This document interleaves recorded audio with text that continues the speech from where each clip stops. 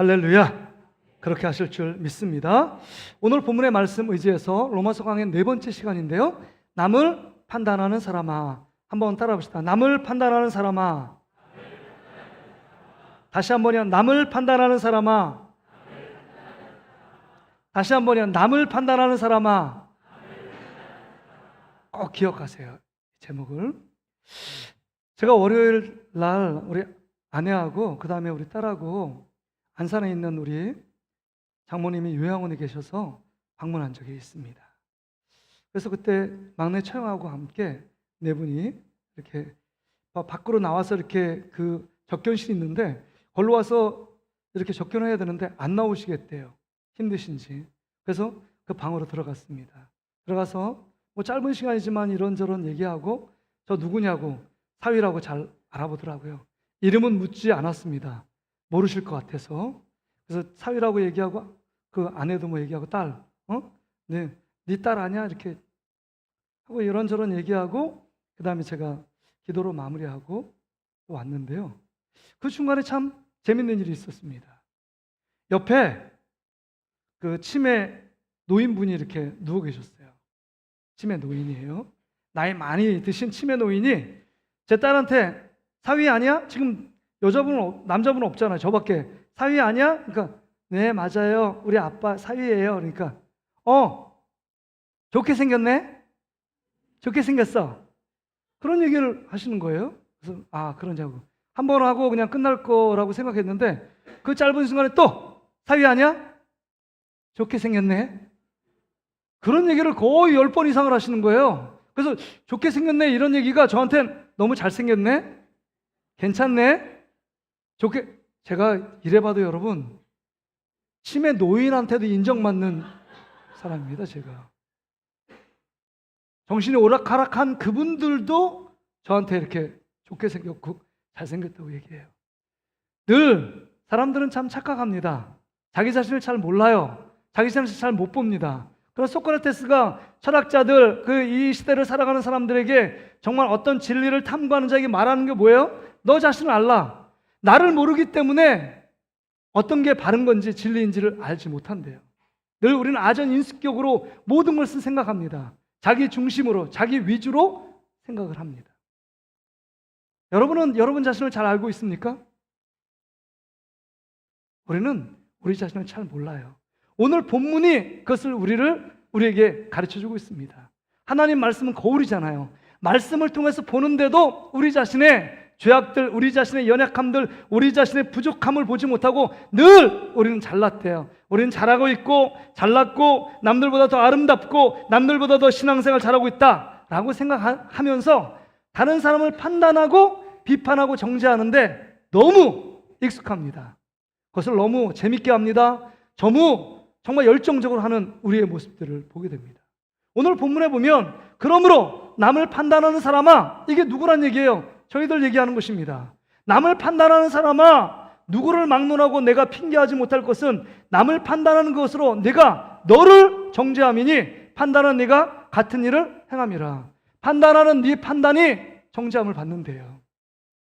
근데 여기서 그러므로 라고 얘기하잖아요. 그러므로. 그 앞에 원인이 있고 결과가 있는 것입니다. 원인이 어떤 원인이냐? 이런 것입니다. 우리가 지난 시간에 로마서 1장 18절부터 32절의 말씀을 통해서 세상 사람들, 특별히 믿지 않는 이방인들, 그들이 하나님의 진노를 받는다. 너무 당연하다는 거예요. 하나님을 아는 것이 그들 가운데 하나님의 신성과 하나님의 능력이 자연 만물을 통해서 드러나 있지만 하나님을 인정하지 않아요. 하나님을 거부합니다. 하나님을 무시합니다. 그리고 하나님을 예배하고 하나님을 섬겨야 되는데 우상을 예배하고 섬기며 숭배하는 그들의 모습이에요. 바뀌어 있습니다. 그리고 그 마음에 늘 탐심과 우상 숭배하는 마음, 그 이상을 사랑하는 마음이 있으니까 세상의 죄악들을 질비하게 짓고 있는 그들의 모습. 그래서 사도 바울이 뭐라고 얘기합니까? 1장 32절에 하나님의 재판관에 법정적으로 얘기합니다. 너는 사형이다. 사형수야. 너는 하나님의 심판을 받아서 영원한 죽음, 지옥에 갈 수밖에 없어 라고 결단을 합니다. 판결을 내립니다. 그런 판결을 내렸어요. 근데 이런 이야기, 로마서 1장 이야기를 듣고 박수 치는 무리가 있어. 어허, 맞아, 맞아. 그거 맞아. 아, 사도 바울 정말 잘 얘기했다고. 그거 당연하지. 이방 믿지 않는 사람, 하나님을 믿지 않는 사람들, 그 사람들 그렇게 사망을 이루고 지옥에 가는 거 너무 당연하지 라고 박수를 칩니다. 왜 박수를 치는지 아세요? 이들은 유대인들이라고 생각합니다. 유대인들. 판단을 해요. 남을 판단하는 너희들 유대인들입니다. 유대인들은 뭐 어떤 생각을 갖고 있냐? 모세가 시내산에서 율법을 받았습니다. 남들이 없는 성전이 있어요. 그 다음에 남들이 없는 하나님의 놀라운 특별한 보호하심과 사랑을 받습니다. 그래서 특권의식을 갖고 있어요. 선민의식을 갖고 있습니다. 그러니까 이방인들은 왜 만들어졌느냐? 우리들만을 위해서 하나님 나라 만들어졌는데 이방인들은 지옥의 땔감이 부족해서 이방인들을 만든 것이다. 이렇게 생각을 합니다. 선민의식을 갖고 있으니까 자기 외의 모든 것들은 다 쓸모없는 거라고 생각합니다. 이게 그 생각 안에 바리새인과 서기관들의 생각 안에 이런 생각이 있었습니다. 자기는 우월하고 자기는 잘났고 자기는 잘하고 있고 하나님을 잘 섬기고 있어. 그러니까 섬기지 못하는 이방인들과 그 하나님을 예배하지 않는 그들을 다 비판하고 정죄하고 판단합니다. 이게 극명하게 드러난 장면이 누가복음 18장이에요. 하나님께 바리새인이 기도합니다. 또 하나님께 세리가 기도합니다. 근데 바리새인이 이렇게 기도해요. 하나님, 난 참 감사합니다. 저기에 있는 세리와 같지 않음을 인하여 감사합니다. 늘 비교하고 판단합니다. 그러면서 자기의 공로를 하나님께 올립니다. 내가 일주일에 2번 금식하는 거 아시죠? 내가 11조를 드리는 거 아시죠? 내가 큰 어귀에 나가서 다른 사람보다 더 많이 기도하는 것 아시죠? 그러기에 하나님께 감사합니다. 늘 판단과 정죄와 그다음 비난이 그들의 삶의 몸에 배어 있습니다. 근데 세리는요, 하늘을 우러러 볼 수도 없고 나는 죄인입니다. 나를 불쌍히 여겨달라고 하나님께 간절하게 애통하며 기도하고 있는 세리의 모습이요. 근데 주님의 말씀이 뭡니까? 하나님이 기뻐하시는 기도, 하나님이 받으시는 기도는 바리새인의 기도가 아니라 세리의 기도라고 말씀하시죠. 지금 우리의 모습이 어떤가 생각해 봐야 합니다. 1장의 모습, 우리가 다 죄인이다 하나님 앞에 그렇게 고백하며 주님 앞에 겸허한 마음으로 주님을 구하며 정말 주님 앞에 더 가까이 나아가고 있는 모습인가? 아니면 2장처럼 나는 유대인과 바리새인과 서기관들처럼 남을 비난하고 정죄하면서 나는 잘하고 있는데 저 사람이 문제라고 생각하며 남을 판단하고 비난하고 정죄하는 위치에 서 있지 않은가? 우리 자신을 돌아볼 수 있어야 합니다. 제가 한번 질문 드릴게요. 세상에 믿지 않는 자들 또 극악무도한 죄를 짓는 자들이 죄가 더 클까요? 은근히 다른 사람을 판단하고 비판하고 정죄하는 우리의 죄가 더 클까요? 여러분 어떤 죄가 더 크다고 생각하십니까? 어떤 죄가 커요? 좀 더 알기 쉽게 설명을 드릴게요. 요 며칠 전에 신림역에서 4번 출구에서 묻지마 폭행하고 사람을 죽인 그 사람, 또 세 사람, 네 사람을 상해했던 그 사람이잖아요. 뭐 영상을 본 사람, 저는 영상을 보지 못했는데 닭 잡듯이 막 잡았대, 이 사람을요. 막 소리치고 막 외치고 막 달아나려는데 끝까지 가서 찔렀다는 건 아닙니까? 목을 따듯이. 그래서 막 청원 들어와요. 사형시켜야 된다. 저런 사람은 본보기로 사형시켜야 된다. 이렇게 우리가 비난하고 비판하고 있는 건 아닙니까? 그러면 사회적으로 이렇게 극악무도한 죄인, 이런 죄인들이 큰 죄인이라고 생각하십니까? 우리가 남을 비판하고 판단하고 정죄하는, 비난하는 이것이 더 큰 죄라고 생각하십니까? 어떤 게 더 큰 죄라고 생각하세요? 1번이죠? 그렇죠? 신림동 묻지마, 신림역에서 그렇게 우리는 다 한다는 거예요. 그렇기 때문에 여전히 나는 잘하고, 이 사람보다 극악무도하고 예수 믿지 않는 사람보다 나는 잘하고 있어. 그러니까 남들을 비판하고 정죄하고 나는 그런 사람이 아니야. 그래도 나는 윤리적으로 도덕적으로 바르게 살려고 노력해. 나는 이런 부유 아니야 하면서 은근히 이 사람을 판단하고 비난하고 정죄합니다. 이게 우리의 모습이에요. 근데 주님은 지금 엄히 뭐라고 얘기하느냐? 이렇게 남을 판단하고 비난하고 정죄하는 그 사람을 내가 반드시 심판한다. 2절에 심판할 것이다. 내 심판이 진리대로 되는 줄 우리가 아노라. 3절에도 보세요. 이런 일을 행하는 자를 판단하고도 같은 일을 행하는 사람아, 내가 하나님의 심판을 피할 줄로 생각하느냐? 피할 수 없다는 것입니다. 이렇게 은근히 남들을 대놓고 판단하든지 은근히 판단하든지 비난하고 정죄하든지 간에 이렇게 정죄하고 비난하고 판단하는 모든 사람은 로마서 1장에 하나님의 진노 아래서 심판받고 멸망받을 수밖에 없다라고 말씀하고 있는 것입니다.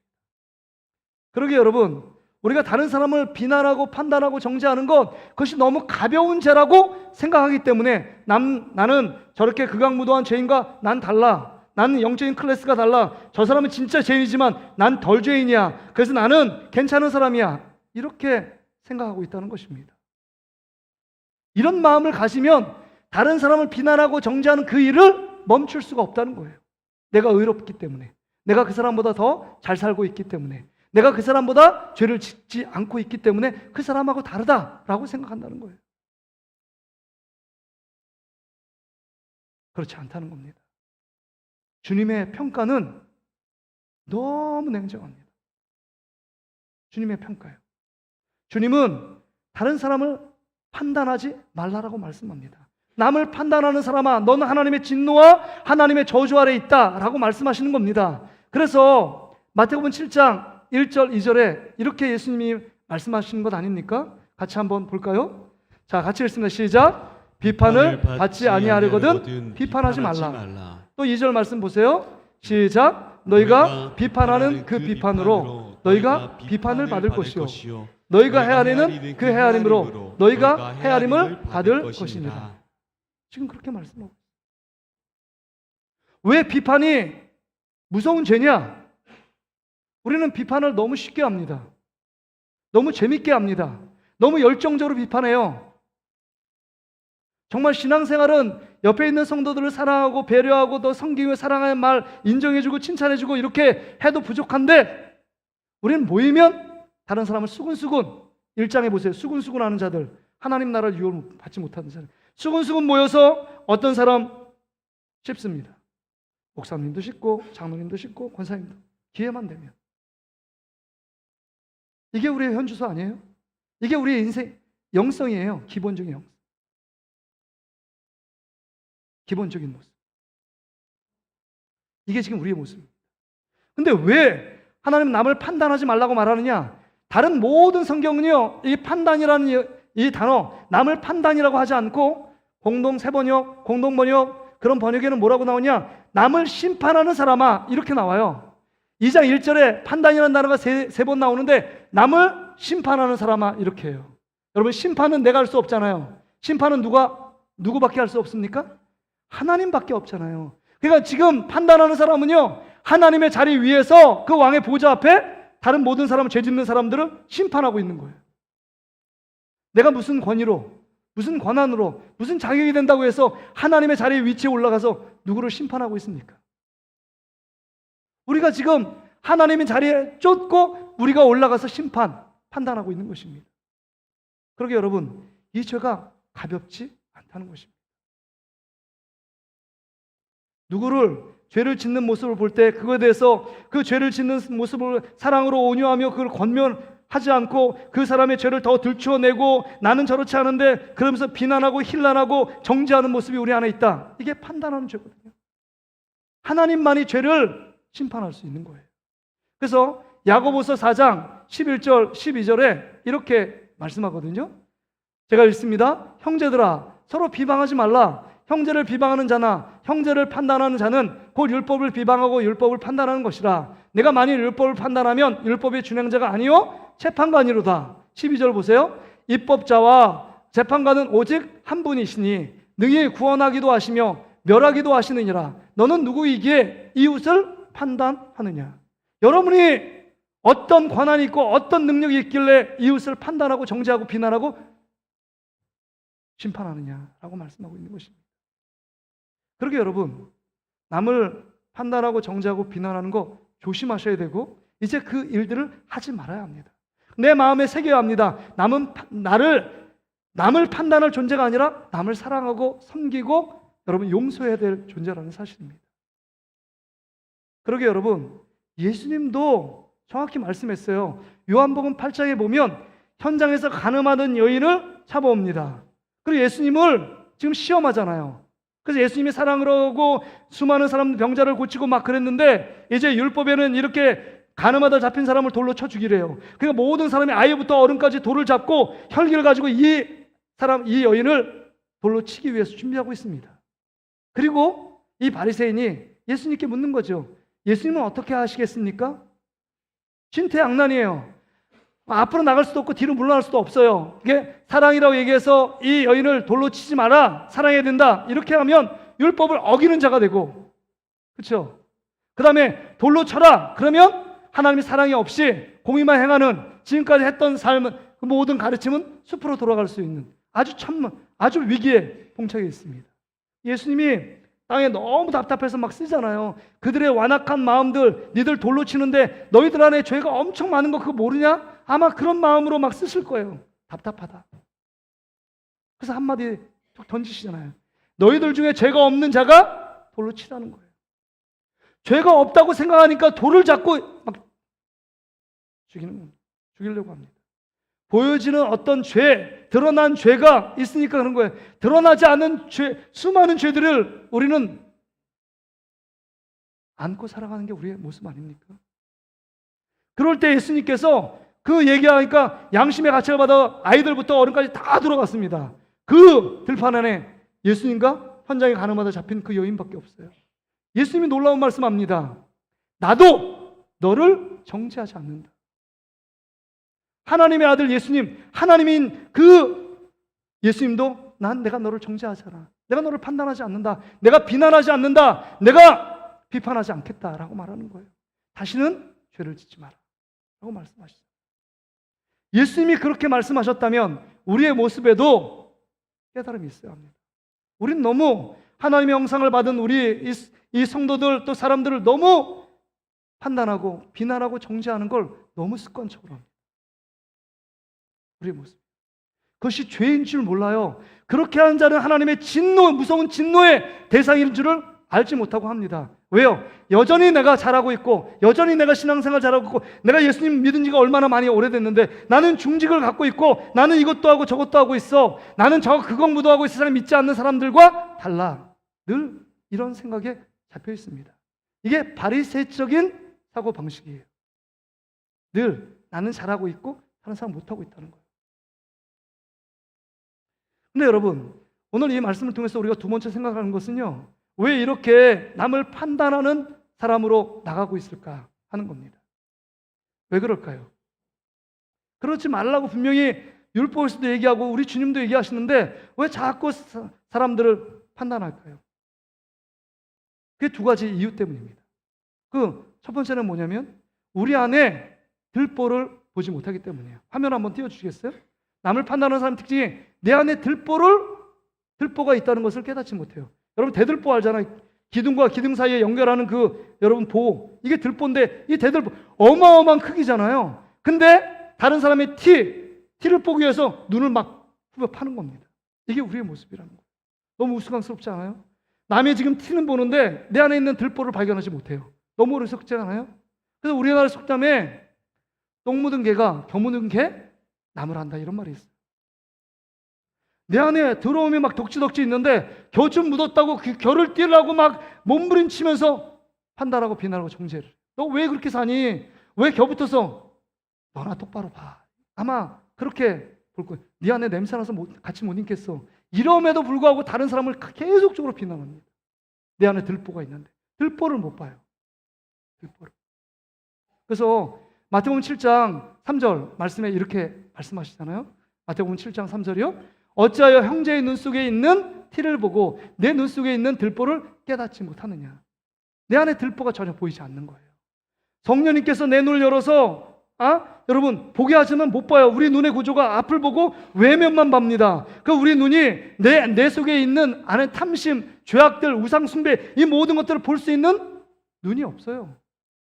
그것은요 하나님의 말씀의 거울로 또 성령 가운데 하나님의 은혜를 주셔야만 내 안에 MRI처럼 정말 CT를 찍는 것처럼 내 안에 무엇이 잘못되어 있는지 정말 엄청난 극악무도한 죄인이 나구나. 저 사람이 아니었어. 내가 비난한 대상보다 내가 더 그 죄를 짓고 있는 나의 모습이지. 이걸 깨닫게 되는 겁니다.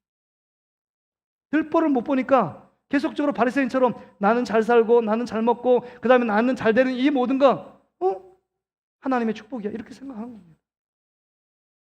그 다른 사람 자꾸 비난해.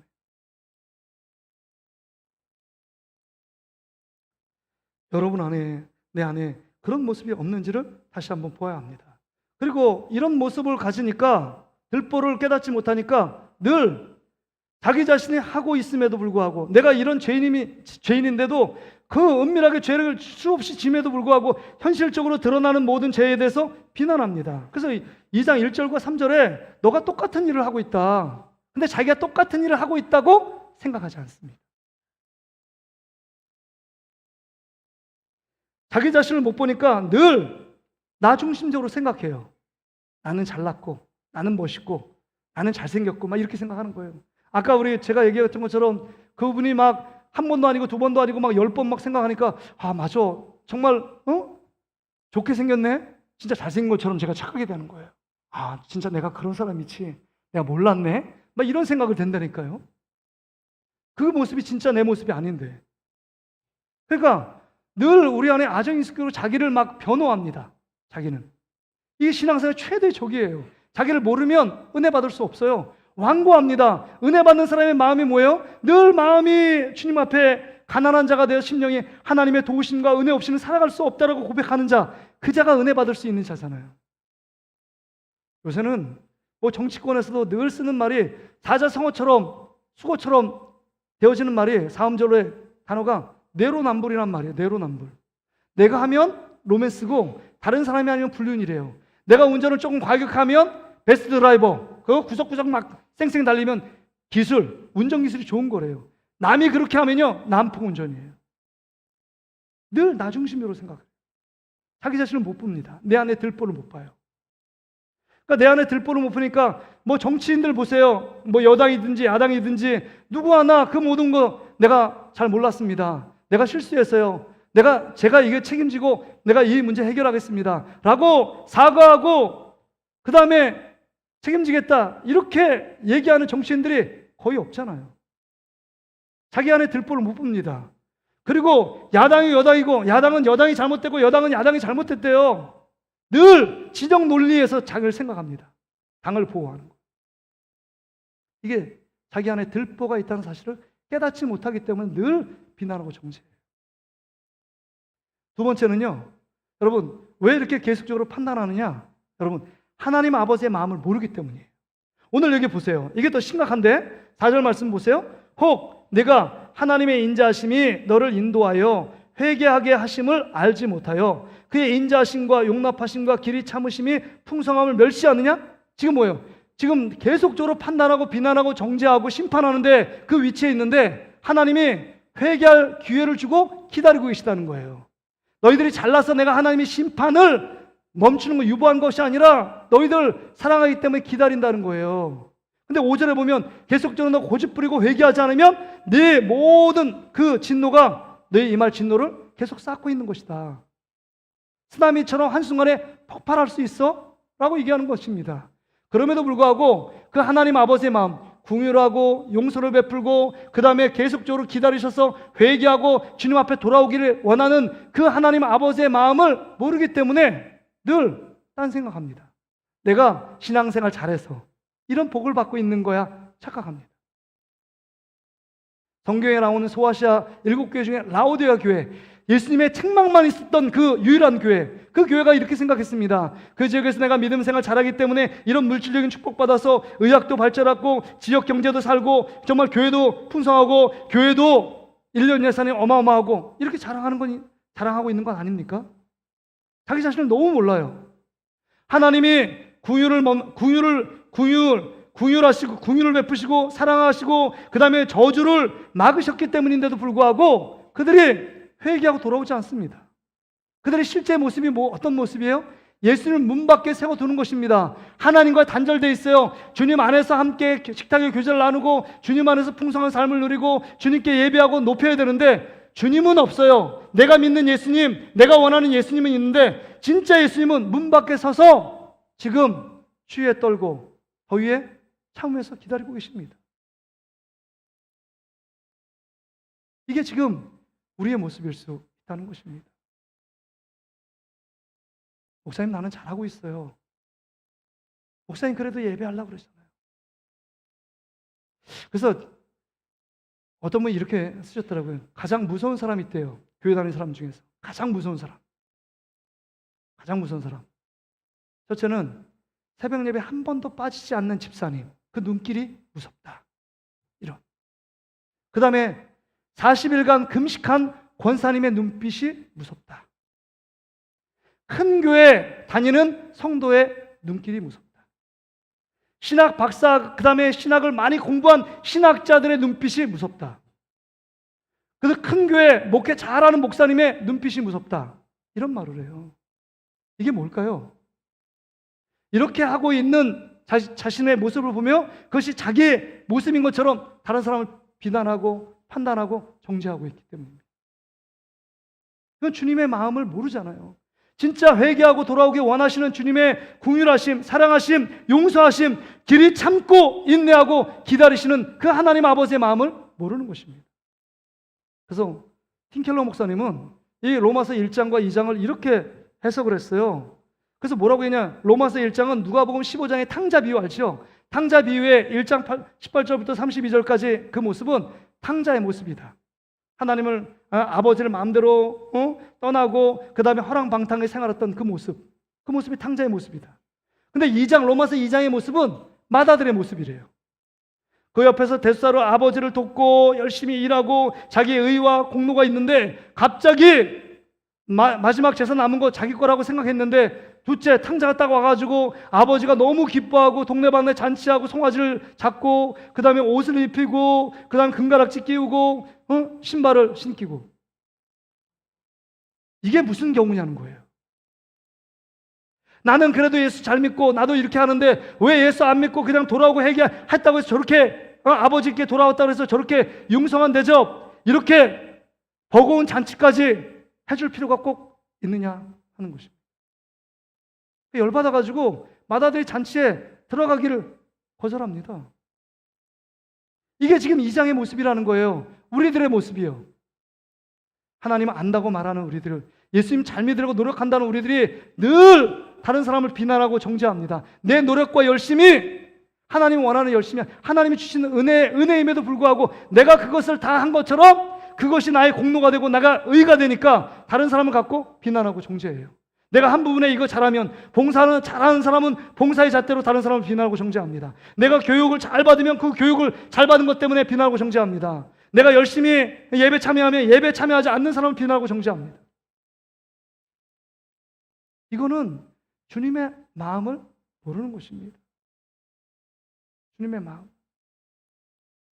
마음을 몰라요. 이 맏아들이요, 아버지의 마음이 뭔지, 아버지가 뭐 때문에 고민하는지, 동구 밖에서 맨날 정말 안타까운 마음으로 기다리며 기도하고 있는지, 왜 눈물 짓고 있는지 전혀 관심이 없는 것입니다. 예수님의 마음이 어떤지, 하나님 아버지의 마음이 무엇에 향하고 있는지 모르고 나는 나대로대로 열심히 하는 이유가 내가 이렇게 신앙생활 열심히 하면 내 삶이 형통하고 내 자녀이 잘 되고 이 땅 가운데 호의호식하고 남들에게 무시당하지 않는 그런 모습을 주실 거야 라고 생각하기 때문에 내가 원하는 대로 믿고 있는 겁니다. 주님의 마음이 뭐에 가 있고 주님이 왜 안타까워하고 왜 눈물을 짓고 있는지 그 모습이 없어요. 왜 내가 진정으로 회개해야 되는지, 하나님 말씀대로 왜 순종해야 되는지, 하나님 앞에 왜 예배해야 되는지, 왜 성령의 충만함을 그렇게 목사님은 강조하고 계신지 몰라요. 내 뜻과 아버지 뜻이 다른 것입니다. 여러분, 왜 우리가 싸우나요? 잘 생각해 보세요. 어린아이 때는 자기 기분에 좋고 그 다음에 싫은 게 분명합니다. 근데 좀 성숙하잖아요? 그러면 남들이 어떤 게 유익할까를 생각해요. 내가 이 행동하면 내가 유익하고 다른 사람이 어떻게 유익할까? 요까지가 2단계 좀 더 올라간 거예요. 근데 좀 더 성숙한 사람은요, 요까지 올라간 사람도 별로 없지만 옳고 그름의 문제를 따져요.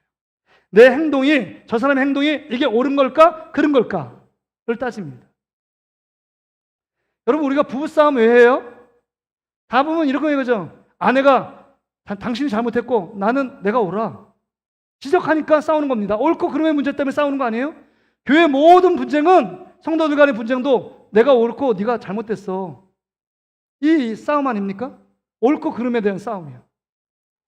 그러니까 늘 비판하고 판단하고 정죄하니까 늘 싸움판이 되는 거예요. 율법적으로 생각할 때 딱.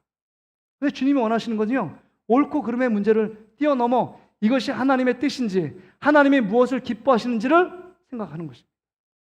그러면 내 생각 내려놓을 수 있잖아요. 내가 아무리 옳다라고 생각해도 하나님의 뜻이 아닌 거라고 내가 지금 깨달아지면 내려놓아야 합니다. 내려놓아요. 그걸 싸움할 필요가 없다는 거예요. 하나님 아버지의 마음을 알면, 하나님 아버지가 정말 우리가 얼마나 극악무도한 죄인이냐면, 여러분, 하나님의 아들 곧 하나님이 이 땅에 오셔가지고 말구유, 그 냄새나는 말구에 오셔서 십자가에 죽는 길 외에는 우리의 죄를 해결할 수 있는 길이 없기 때문에 자신의 생명, 하나님의 아들 곧 하나님이 십자가에 죽으신 거예요. 그러니까 그 십자가에 죽인 사람은 로마 병사가 아니라 우리가 하나님의 아들 예수님 곧 하나님을 죽인 것입니다. 이것을 내가 눈이 열려져 그 모습을 보고 절절하게 깨닫지 않으면 회개가 안 나와요. 늘 율법적으로 외식적으로 신앙생활합니다. 다른 사람 비난하고 정죄해요. 내가 조금 오르면 다른 사람 조금 옳지 않게 행동하는 사람은 다 비난하고 정죄하고 밑으로 다 까는 겁니다. 이게 어마어마한 죄임에도 불구하고 그 죄인지를 알지 못해요. 극악무도한 죄인과 나는 달라라고 생각하면 자꾸 스스로를 위로하고 삽니다. 엄청난 죄인데 남을 판단하고 비난하고 정죄하는 것이 하나님의 위치에서 합니다. 왜 큰 죄냐? 그렇게 비난하고 정죄한다는 것은 하나님의 사람들, 하나님의 형상을 닮은 그 사람을 비난하고 정죄하는 건 내 안에 예수가 없는 거예요. 예수가 필요 없습니다. 왜? 하나님의 위치에서 그 사람을 비판하고 정죄하기 때문에. 우리는 예수 없이 살 수 없는 존재 아닙니까? 그 죄의 문제를 해결할 수 있는 인간의 힘과 노력, 열정, 아무리 뭘 해도 죄를 벗어날 길이 없어요. 죄악의 커플에서 벗어날 길은 예수 그리스도의 은혜, 예수 그리스도를 믿는 믿음밖에 없잖아요. 하나님 아버지께서 허락하신 예수 그리스도, 그분밖에 없잖아요. 그분을 우리 마음에 충만히 채운다면 우리는 그렇게 비난하고 정죄할 수 없다는 것입니다. 오늘 이 말씀을 통해서 그럼 세 번째로, 그럼 결론적으로 우리는 어떻게 삶을 살아야 되느냐? 한번 띄워주세요. 어떻게 그럼 살아야 되느냐? 여러분 6절의 말씀을 보세요. 6절 무서운 말씀이 나오잖아요. 6절에요. 하나님께서 각 사람에게 그 행한 대로 보응하시되, 행한 대로 보응하신대요. 7절부터 6절부터 11절까지 내용이 나오잖아요. 하나님은 속일 수 없다는 거예요. 그래서 11절에 보면 하나님께서 외모로 사람을 취하지 않는다. 이방인인지 유대인인지 헬라인인지 유대인인지 구분이 없다는 거예요. 황인종, 백인종, 흑인종 구분이 없어요. 다 똑같다는 거예요. 판단 기준은 내가 행위대로 판단한다는 것입니다. 그래서 7절부터 시작해서 10절에 뭐냐면, 여러분 선을 행하고, 7절 보세요. 참고 선을 행하여 영광과 존귀와 썩지 아니함을 구하는 자에게는 영생으로 하신다. 여러분 선을 행했기 때문에 영생을 받는다, 행위 구원론을 얘기하는 것이 아닙니다. 지금 여기는 분명해요. 두 가지 중에 하나를 선택하라는 거예요. 선을 선택하든지 악을 선택하든지 선택하라는 거예요. 선은 뭐냐? 하나님의 뜻대로, 하나님이 원하신 대로 하나님의 믿는 하나님의 자녀가 되었으면 하나님의 자녀답게 믿음으로 순종하며 말씀대로 행하라 라고 말씀하는 거예요. 다시 말해 오늘 본문에 네가 믿음을 갖고 있니? 그럼 하나님의 자녀답게 다른 하나님의 형상을 닮은 사람을 비난하고 판단하고 정죄하고 비판하지 마, 이런 거예요. 근데 악을 행하는 사람은 누구냐? 늘 내 안에 들보를 깨닫지 못하고 예수님이 기뻐하지 않는 모습을 계속적으로 남을 판단하고 비판하고 정죄하고 심판하는 모습, 이 모습을 지속적으로 행하는 사람, 이게 악을 행하는 사람이라고 말씀하고 있는 것입니다. 우리는 지금 어떤 길을 선택하고 가야 되겠습니까? 남을 늘 비판하고 판단하고 정죄하고 하나님의 위치에서 심판의 자리에 서겠습니까? 아니면 그 하나님의 사람을 사랑하고 나에게 좀 잘못하면 용서하고 이해하고 관여하고 섬기고 배려하고 겸손하게 삶을 살아갈 것인가? 우리 자신을 돌아볼 수 있어야 합니다. 그렇다고 오늘 본문의 말씀을 통해서 여러분이 혹 오해하지 말아야 합니다. 어떤 사람이 죄를 자꾸 짓고 있어요. 그 모습을 짓고 있어요. 정말 사랑하는 마음으로 그 사람을 잘 교정하고 가르쳐야 돼요. 교사들 가르치고 우리 중치자들이 있는 것은 그분들을 신앙적으로 계도하고 잘 가르쳐줘야 될 책임이 있잖아요. 그럴 때 여러분 갈라디아서 6장 1절에 이렇게 말씀합니다. 갈라디아서 6장 1절. 자, 같이 한번 읽어보겠습니다. 시작. 형제들아, 사람이 만일 무슨 범죄한 일이 드러나거든 신령한 너희는 온유한 심령으로 그러한 자를 바로 잡고 너 자신을 살펴보아 너도 시험을 받을까 두려워하라. 그러니까 사랑하는 마음으로 온유함으로 그 사람을 가르치라는 거예요. 가르쳤잖아요. 그게 판단한 거잖아요. 그래도 사랑함으로 지도하고 가르친 거예요. 근데 더 중요한 것은 이제 너 자신을 살펴보고 너가 그 죄악 가운데 그대로 행하고 있는 너의 모습이 있지 않은지를 너 자신을 시험해 보라는 것입니다. 그러게 여러분, 늘 오늘 이 본문의 말씀을 통해서 늘 우리가 죄는 그냥 판단하지 말고 그냥 비난하지 말고 그냥 덮어두라는 것이 아니라 죄는 덮어두는 게 아니라 죄를 해결해야 합니다. 죄의 대가가 있어요. 그러니까 죄를 해결해야 합니다. 근데 해결하는 방법은 사랑하는 마음으로 온유한 마음으로 그 사람을 권면하고 가르쳐야 합니다. 사랑하지 않고 비난하고 정죄하면 여러분 그것이 더 그 사람을 악하게 만들고 우리 안에 그 비난하고 정죄함이 자기 자신을 정죄하고 비난하고 있다는 사실을 기억해야 한다는 것입니다. 말씀을 정리합니다. 조크로 유머로 정리를 해요. 이거 꼭 기억하세요. 예전에 철야를 했잖아요. 철야. 뭐 금요 성령 집회 9시간에 10시부터 시작해서 새벽 4시까지 막 6시까지 했어요. 저도 그런 철야 간 세대인데 끝 세대인데 가면 정말 은혜가 없을 때는 6시간 7시간 어떻게 버티나 시간이 너무 안 가요. 근데 은혜 받으니까 목사님 말씀 듣고 찬양하고 기도하고 이걸 계속 반복하는 거예요. 6시간 훌쩍 지나갑니다. 막 기도 하나 시키는데도 한 기도 갖고 30분 하잖아요. 막 30분. 근데 30분도 금방 가요. 성령 안에서 기도하면. 근데 어떤 집사님이 철야를 하고 있는데 진짜 한심하게 우리 장로님하고 우리 권사님들이 앞에서 꾸벅꾸벅 졸고 있는 거예요. 여러분 오랜 시간 하면 또 졸 수도 있잖아요. 그래서 안타까운 마음으로 열받아가지고 하나님께 기도했대요. 우리 집사님이 하나님 우리 교회가 더 부흥해야 되는데 우리 장로님하고 권사님은 졸고 있습니다. 어떻게 하면 좋습니까? 막 기도한 거예요. 하나님 뭐라고 했는지 아세요? 비판하고 판단하려면 너부터 자. 그렇단 말이에요. 너부터 잘해요. 비판하고 판단하는 거 그것보다 너 그냥 판단하지 않고 그냥 너가 잠자는 게 낫겠다. 이렇게 말씀하시죠. 이게 조크예요. 진짜 우리의 모습이 어떤지를 다시 돌아봐야 합니다. 누구를 판단하고 비난할 자가 아니에요. 우리가 들보가 있는 자, 우리가 더러움에 빠져 있는 자, 철저히 죄인이라는 거 고백해야 합니다. 그러게 이제는 예수 그리스도를 바라보고 이 십자가에 죽으신 예수 그리스도를 바라보고 그 주님을 생각하지 않으면 자기 자신이 어떤 존재인지를 깨닫지 못해요. 엉망이고 정말 죄악 가운데 정말 바리새인들에게 준 회칠한 무덤처럼 그 안에 구더기가 썩어서 지금 냄새나고 있는데도 불구하고 내 안에 하나님을 제대로 섬기지 못하는 모습이 정말 내 안에 가득 차 있는데도 다른 사람을 비난하고 정죄하고 비판하는 우리의 모습으로 전락할 수 있다는 것입니다. 오늘 하나님이 여러분을 사랑하기 때문에 저와 여러분을 사랑하기 때문에 오늘 남을 판단하는 사람아 이렇게 사도 바울이 외치고 있다는 사실을 기억하고 남을 판단하는 자리에서 남을 사랑하고 용서하고 격려하고 위로하는 그런 믿음의 사람으로 나가는 저와 여러분 되시기를 주의 이름으로 축복합니다. 우리